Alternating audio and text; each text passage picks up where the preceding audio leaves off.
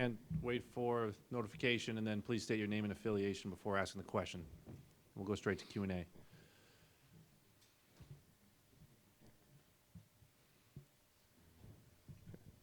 Ken. Ken from Sinbin.Vegas. Did you feel the energy that we all kind of felt in this game? Did it feel like something different than a preseason game?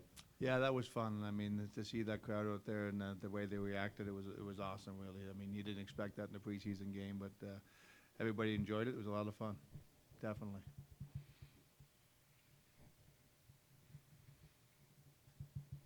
Jason. Jason Pothier, Vegas. Face-off wins early in the first period was a little tough, but talked to Cody Eakin in the second period. He said, he came up. He said he was just trying to get 50% in the second and forward. But talk about face-offs today. Yeah, they were bad the first period, obviously, and you pride yourself in winning face-offs. And like I said, we had a tough time in the first period on face-offs, but again, I thought we played a good first 8 or 10 minutes of that first period and played really well. And then after that, I thought we fell asleep for about 25 minutes in the game, the middle part of the game. And then in the third, we played real well. But the face-offs got better as the night went on, and I think it's just about guys going in there battling and winning the one-on-one battles in the face-off circle, and we didn't start out real well. Jesse Granger, Las Vegas Sun. Coach, Alex Tuch was one of the more aggressive guys, especially in the forechecking. Just how important is that to what this team's doing, and how well has he been performing out there? No, I thought he played a good game tonight. Him and Willie Carrier had a real good third period, and his forecheck was real good too. So those guys are big, strong guys that can skate, and we were happy that they bumped the body and played the game the way they played it. Both of them, I thought, played real well.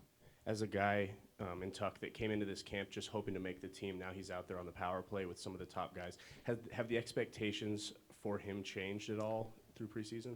No, he's like one of those guys battling for that spot, and he got to keep playing well and keep working hard, and he get a chance to get an opportunity to play on our team. And like I said, so far he's done a real good job, and we'll see where it goes. Ryan Wallace, Lotus Broadcasting. Cody Eakin, his line was very, very good tonight. What about their chemistry? How did they manage to just put that together tonight, have a great game? I thought they worked hard and competed hard. I mean, tonight we're coming into the game, and we had a pretty good roster out there. And the LA team, you didn't recognize a whole lot of names.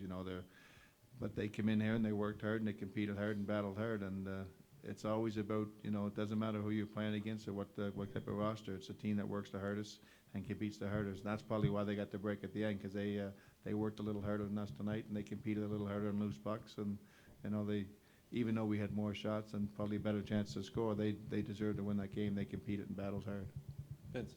Hey, Coach. Vince Sapienza with Fox 5 here in Vegas. Going back to the energy, the atmosphere, I know a couple days ago you said you didn't know what to expect. Mm-hmm. You didn't know if it'd be 18,000 or 8. I guess, so were you surprised by the atmosphere, the crowd, and how long they were able to kind of sustain that energy throughout the game? Now, once I walked out and seen the crowd from the first, for the first start of the first period, you knew it was going to be a nice night, because they got excited right away. And I think when that fight happened early in the game, you knew what type of crowd it was going to be. So they enjoyed the fight, they enjoyed the game, and they were really into it. So it was a great game experience tonight. Ken. We noticed later in the game, Shipachyov stopped taking draws and Marchessault started taking them. Was that because he was not having success, or was that the plan? It wasn't the plan by me. It was just maybe they switched off a little bit. Maybe Shippy said to Marcy, "I'm not having much success, so you go in there." I didn't tell him not to. It's an exhibition game, and I want guys to get better in there. So if he switched it up a little bit with Marchessault, it wasn't a plan by the coaches. Then as far as the 3-on-3 at the end, was that the plan? Did you have a plan going in, or was that an expectation before the game that you were going to go with those 3 guys? Yeah, you write your card down, and sometimes you change them, sometimes you don't. I mean, I write four groups of 3-on-3 going in, and that's what I usually do. And like you said, if the game's going on and one guy plays really well and you want to switch it up, you switch it up. But that was the plan. Dave, front left here. Dave Shane, Review Journal. How much did the first goal, just kind of the fluky nature of it, maybe kind of just kill some of the momentum you guys had? Yeah, no, I agree. I thought we played really well, and that fluky goal was bounced off a couple different guys and went through our goalie's legs. So it was a fluky goal against. But again, it's exhibition, and you just want to keep playing and try and get a solid 60-minute game and solid. Well, it was a little more than 60 tonight, but I just thought we got away from our game in the middle of the game. The last probably 6-7 minutes of the first period and most of the second, I didn't like the way we played. But after that in the third, I thought we we got back, we got more pucks to the net, more guys at the net, and being a little more aggressive. Jason, over the right. Just playing off that, Pickard had a couple of tough bucks that went by him tonight. How do you think he played overall? He was fine. I mean, the couple of those goals, the first goal, I mean, you wish it wouldn't go through his legs, but it was a lucky goal. So it's a bad break for him. The second goal, I don't think he saw it at all. I think there was a screen, and one of our guys screened him out high, so he didn't see it until it went in the net. And then obviously the third goal in overtime, I mean, that was a bang play that he didn't really have much of a chance on. So I thought, he didn't get a whole lot of work, but I thought he was fine. And like you said, most nights those first two goals aren't going to go in. Jesse and then Danny. Coach, you've talked about the last two games, the two preseason games coming up are the ones that you want to use to get ready. How close to what we're going to see in the regular season were the lines tonight? Is it still completely off, or are you starting to kind of settle in? No, we're trying to settle in. I mean, obviously James Neal's starting to skate with us now, and he's probably not gonna play the next couple of preseason games, but he's getting closer and closer every day. So we see where he goes, and again, I mean, you'd like to see the Sept line another game and see how they get along. And they weren't as good tonight as I thought they were the first night, but they were still okay. They were just okay. Danny Webster, NHL.com. Turk, Eakin really didn't do much on the score sheet tonight, but he was very aggressive, had a couple shots that hit off the post. Overall, he's had a really strong preseason. What have you seen from him, and what do you like about how he's played so far? Yeah, no, he's been good. He's played well, and he's taken advantage of an opportunity, and I don't think he's got as much ice time as he probably could have got tonight, but we had some different power play units, and he wasn't on the power play, so he probably didn't get as much ice time as he had in the prior games when we were different lineups. So, you got your top players playing power play, and he didn't get much of that, and it probably affected his game a little bit, but still, I thought he played pretty well. Ron. Thanks. Coach Ron Futrell, 8 News Now. The new slashing rules, what are your thoughts on how they're implemented? The players seem to always be perplexed that they're being called for slashing now, that much more restrictive. You know what, they called a lot of those slashing calls last year, and the stick and all that, and anywhere near the hands, but this year they're just being tighter, and it's going to be called. The referees told us from the first preseason game on, if you're going to slash guys' sticks anywhere near the hands, it's going to be called. So there was a couple tonight that people say, oh, it was a bad call, but they told the guys. The guys know, and the guys, the guys sort of smile when they get those calls against them, but they know it's going to be called.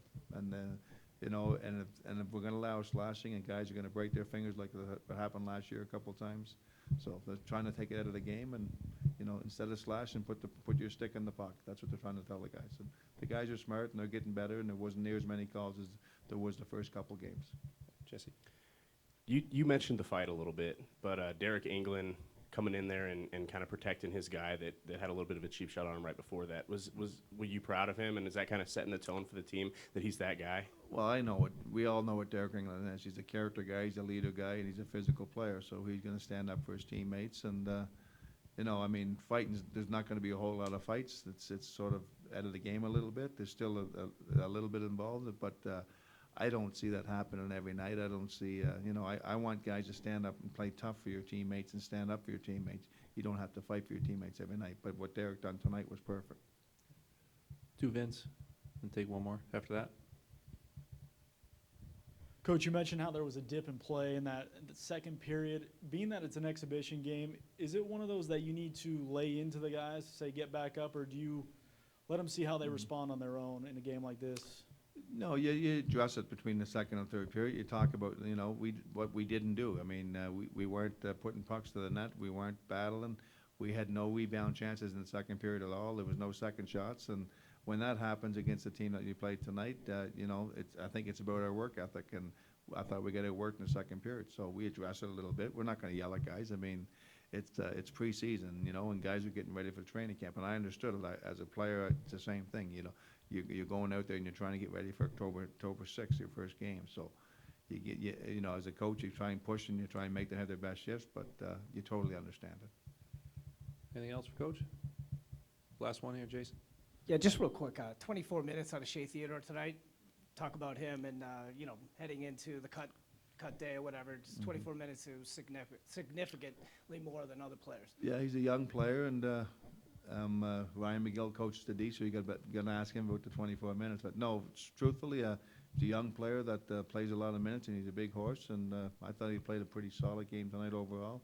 He's got some talent and skills, so I didn't check the minutes, and to be honest with you right now, so that's good minutes for him. Thanks, everybody. Thanks, Coach. We will have a transcript available of this. We'll distribute and email later tonight. Thank you.